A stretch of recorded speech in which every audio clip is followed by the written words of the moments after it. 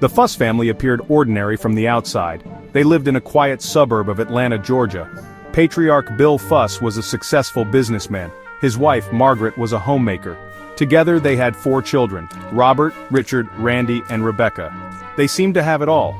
But beneath the veneer of normalcy lurked a current of dysfunction. The Fuss siblings harbored resentments.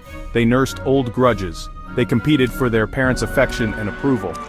The family dynamics grew more complicated when Bill and Margaret adopted a baby boy. They named him David. David, the youngest, became the apple of Bill's eye. This favoritism only deepened the resentment felt by the other siblings. They saw David as an outsider. He was a threat to their own positions within the family. As the years passed, the family bonds frayed. What was once a tapestry of love and loyalty became a web of jealousy, anger, and distrust. In 1993, tragedy struck the Fuss family. Bill Fuss died unexpectedly. His death left a void in their lives. It also left behind a sizable estate. The reading of Bill's will turned into a battleground. The will revealed a shocking truth. Bill had left the lion's share of his wealth to his adopted son, David. The other siblings were left with meager inheritances. Outrage and disbelief filled the room. Robert, Richard, Randy, and Rebecca felt betrayed. They accused David of manipulating their father. They claimed he had poisoned Bill's mind against them. The siblings hired lawyers. They challenged the will. They were determined to get what they believed was rightfully theirs. The once close-knit family became embroiled in a bitter legal battle. They traded accusations. They unearthed old wounds. They stopped speaking to each other altogether. The inheritance, meant to secure their futures, had become a curse. It poisoned their relationships.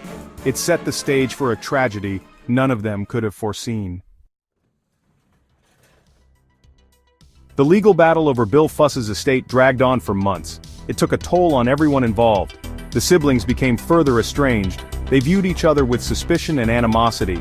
David, once the beloved youngest son, became the target of their anger. They blamed him for their misfortune. They accused him of being greedy and manipulative. What they failed to see was that David was just as much a victim of their father's actions as they were.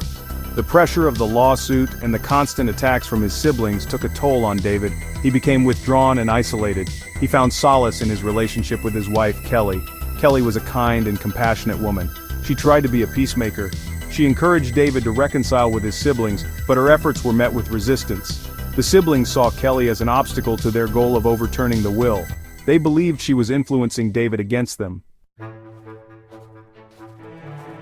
On a cold December night in 1995, tragedy struck the Fuss family once more. Kelly Fuss was found dead in her home. She had been brutally murdered. The news of Kelly's death sent shockwaves through the family. It also sent ripples through their community. Who could have committed such a heinous act? The police immediately launched an investigation. They focused on those closest to Kelly, her husband David, and his estranged siblings. David was devastated by his wife's murder. He cooperated fully with the police. He provided them with an alibi for the night of Kelly's death. But the cloud of suspicion hung over him. The police learned of the family's bitter feud. They dug deeper into the inheritance dispute. They discovered that the siblings had made threats against both David and Kelly. As the investigation progressed, a chilling picture began to emerge. The Fuss siblings' greed, fueled by their father's will, had spiraled out of control. It culminated in a senseless act of violence.